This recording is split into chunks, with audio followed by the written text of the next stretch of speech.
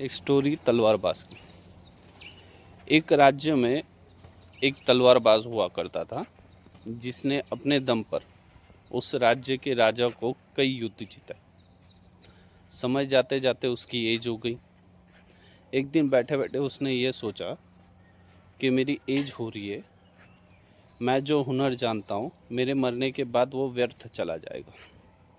इसलिए वो राज्य के राजा के पास जाता है।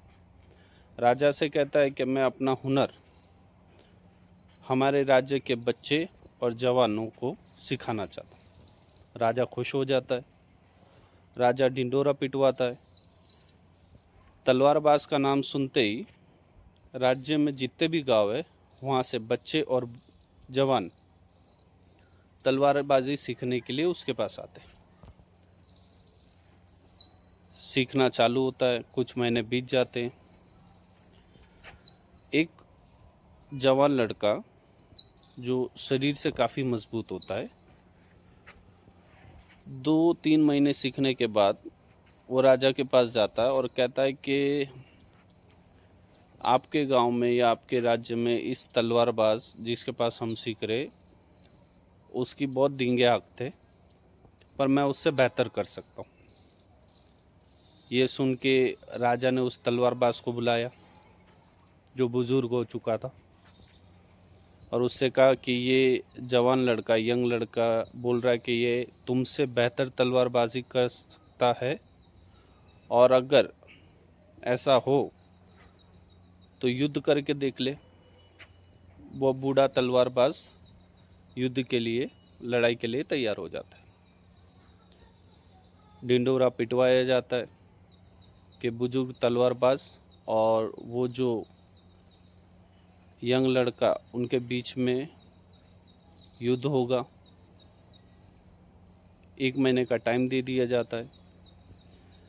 पर इस दौरान जो वो यंग लड़का है वो ये सोचता है कि ये तलवारबाज जिसकी उम्र हो गई है, जिसके शरीर में ताकत नहीं बची है और मैं अभी जवान हूँ और मेरे में बहुत सारी ताकत है, फिर भी इसने मेरे साथ लड़ने के लिए क्यों हाँ बोल दिया।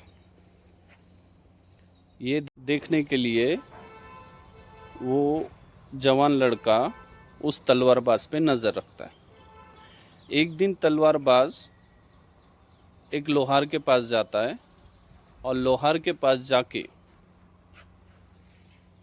21 फुट की मयान बनवाता है।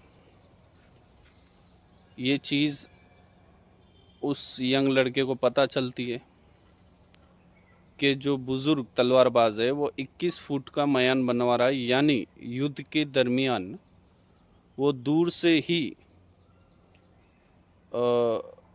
मुझे हरा देगा या मेरा वध कर देगा।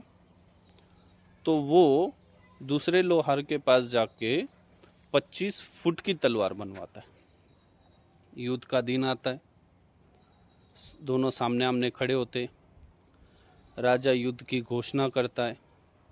जैसे ही युद्ध चालू होता है, जो बुजुर्ग तलवारबाज है वो 21 फुट की मयान में से 4 फुट की तलवार काढ़ के उस यंग लड़के के गर्दन पे रख देता है।